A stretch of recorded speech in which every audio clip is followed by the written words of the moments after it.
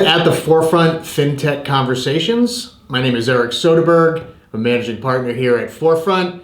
Joining me today is Sam Belden, one of our vice presidents and head of content. Thanks for being here, Sam.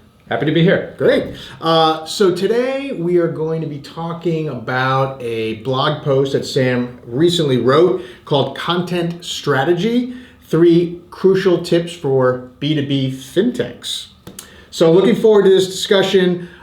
Stick around to the end for sure, because one of my favorite tips is at the end of this one. But let's just start at the very top. Sam, what is content strategy and why should people even care to have one? Absolutely. Yeah. So starting at the very top, what are we talking about when we talk about content? So there's a content aspect to just about every marketing function, I would say, but for our purposes today, when we talk about content, we are talking about materials that are published under a company's own name that are designed to educate and engage, but that go beyond more foundational or day-to-day content. So not website copy, not day-to-day short form social media posting. We're talking about blog posts, op-eds, white papers, case studies, webinars, longer form social media podcasts, things of that nature. And when we talk about content strategy, we are talking about how you can plan for, produce, publish, and promote that content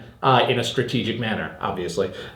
So it basically, the value of content strategy boils down to helping you get maximum mileage out of your content efforts. So content strategy will help you make sure that your content is working in concert with other marketing functions like PR and digital marketing. It will make sure that your content is aligned with your overall business strategy, your overall corporate messages. It will ensure that it is aligned with specific company goals and initiatives. Are you trying to hire or recruit? Are you trying to reach people in a certain region? Are you trying to generate a bunch of leads, or are you trying to kind of solicit like deep engagement from your audience? All of these things can be determined and can get aligned if you bring that sort of strategic mindset to how you do content. Makes total sense, and I want to repeat something very important you just said. Content strategy needs to align with the marketing strategy. Yep.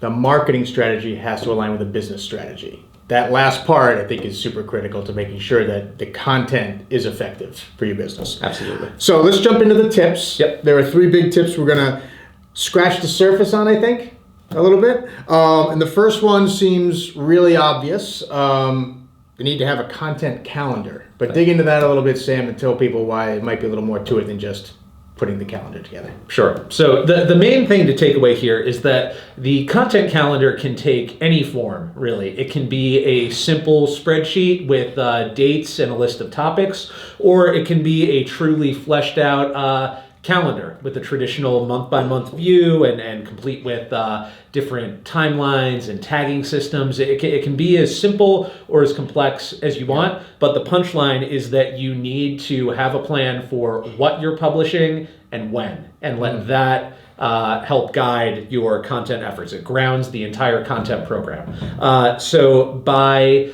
making sure that you stick to a content calendar, you can ensure that you are publishing things at the proper frequency, making sure that you are bringing new content to your audience on a regular basis so that they come to expect it, but that you're not overwhelming them by publishing too much at once. Sure.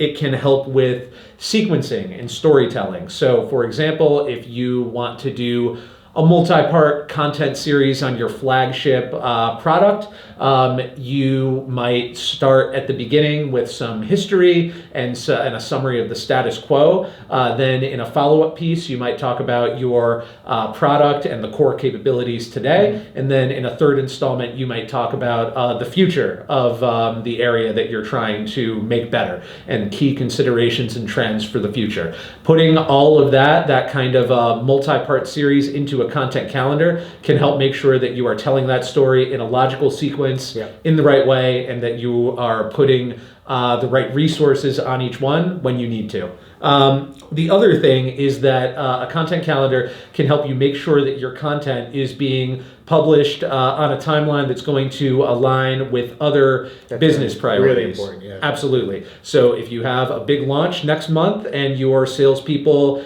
might need some materials to help them make the most of it and do their jobs better, you might prioritize writing some content to support that sales push specifically. Or are there any time-sensitive hiring quotas? Are there any industry events coming up on your calendar that you want to support through content? Any editorial calendars that your media contacts have shared with you and you're thinking, oh, I would love to publish a content piece that can run in this special edition of a publication that I know that a lot of my readers subscribe to. Having a content calendar can help you map your content efforts to all of those priorities and more. Super helpful. Let's get on to the next tip. Yes. Which again, at the surface, I think seems obvious, but under the covers, I think you find there's a little more to it. Cater to your audience. Yep. Unpack that. Yep. So there's a design concept, a visual design concept that I kept coming back to, which is it's called form follows function, and it basically means that in the case of content, any content that you produce should take shape based on who you're trying to reach and the outcome that you're trying to achieve. So basically, any content that you produce should reflect who your audience is and how they prefer to be communicated with. So what does that mean? For example, for a technical audience, developers, technologists, etc. If you're trying to reach and activate that audience, you might prioritize more technical content like case studies and in-depth product blogs that give kind of blow-by-blow breakdowns of key product features. If you are trying to reach the C-suite, you might take a different approach. You might write more thematic pieces that get to the overall sort of business impact and strategic benefits. Total cost of ownership. Exactly. Exactly. A C-suite professional might not have time to pour into the nitty-gritty of exactly how a product functions technically, but you better believe they're going to be very interested in how it can benefit the bottom line. Yeah. And so length and medium can matter too. Depending on the demographics of your audience or the industry niche that you work in. Sometimes your audience might prefer written content. Sometimes they might prefer audio and visual content. Videos, podcasts, etc.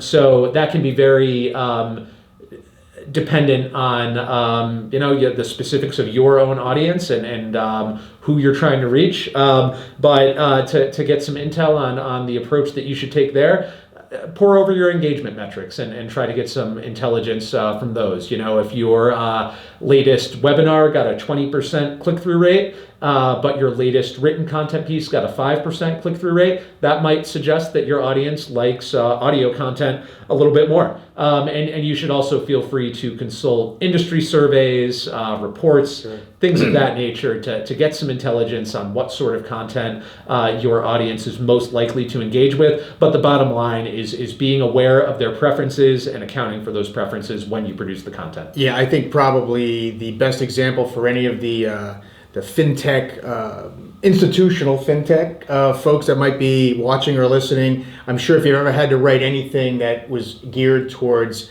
an institutional trader or a head trader, is a very popular audience to try and get in front of and try to get their interest, you got to keep it short. Absolutely. You got to keep it punchy. They don't have much time. So I think that speaks to exactly what you're talking about, and that's an audience where, you better address it accordingly, or you will not get noticed. No doubt. You need to catch them in whatever seconds of downtime that they have during the trading day, if any. So that's right. Okay, so the third and last tip: make the most of your resources and existing content. That's right. Let's talk about that. Yep. So one key strategic aspect of any content program is figuring out how to produce content in the most efficient, impactful way that you can. And part of that is making the most of your existing resources and using work that has been done to date to inform new content, new work, and make the entire production process more efficient. So, for example, if your firm published the previous year a technical white paper, you might consider taking 5 key takeaways from that white paper and writing a blog post on each one. And at the bottom of those blog posts, there might be a form that people can fill out and download the full white paper that you had already published. But that's a way to kind of use some of the research and the writing that you've done to date to produce something new. Another example, if you've done a case study on a successful implementation with a client, consider having that client on a webinar or a podcast that you produce. You've already done work to refine the story, kind of define the rules of the road, what you're comfortable saying, and you can, by producing something substantial in a new format, you can make the most of that strategic work, give your audience a new way to engage with a story that you've already told, and it just makes everything that much more efficient. A similar concept, not an identical concept, but thinking about how do you make the most of the resources at your disposal.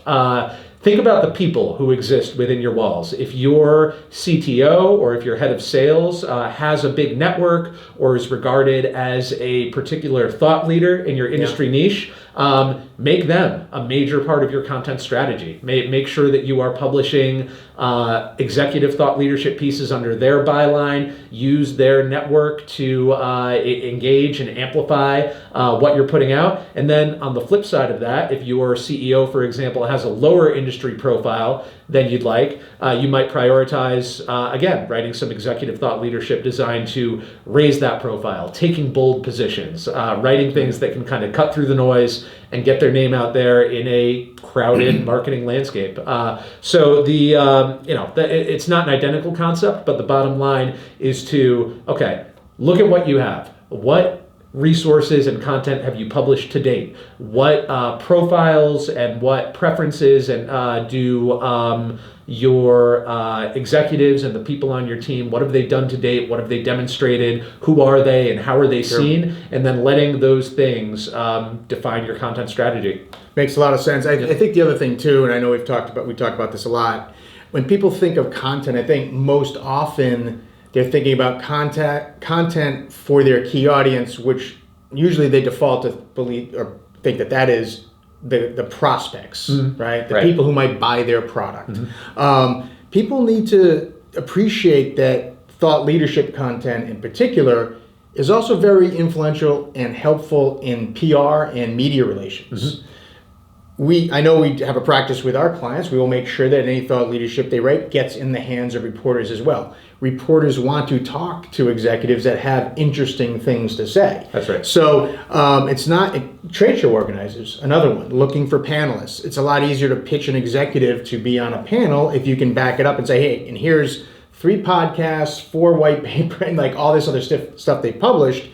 I think that makes them more valuable. And way more attractive. So keep that in mind too. Very important. Absolutely. Effective content credentializes you to just about any audience. So any audience that you're trying to increase your credibility within is a potential audience for content. So it's a great thing to keep in mind. Excellent. All right. So quick recap.